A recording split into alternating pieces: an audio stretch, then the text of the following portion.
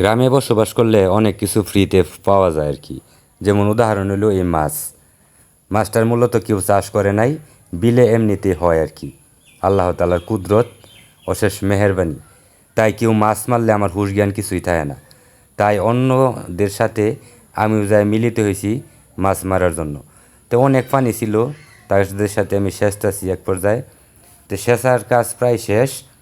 আমি অবশ্যই মাছগুলি ধরতেছি, কারণ ওই কচুরিপানার ভিতরেই অনেক পরিমাণের বেশি মাছ থাকে। শিং, মাগুর, কই মাছগুলি থাকে আর কি। আর মাটির নিচে বাইং মাছগুলি থাকে। দেখেন কতগুলি মাছ পাইলাম। তো মাছ যা পাইছি আলহামদুলিল্লাহ, আল্লাহ তাআলার অশেষ রহমত। মাছগুলি ধুইতেছি খুব সুন্দর করে। ধোয়ার পরে অবশ্যই যারা যারা এটার সাথে শেয়ার আর কি, 4-5 জন আছি, ওরা বন্টন করে নেব আর কি। তো গ্রামে থাকলে দেখেন কত ধরনের সুবিধা দেখছেন। আল্লাহ তাআলা মানুষের জন্য কত কিছু না রেখেছেন।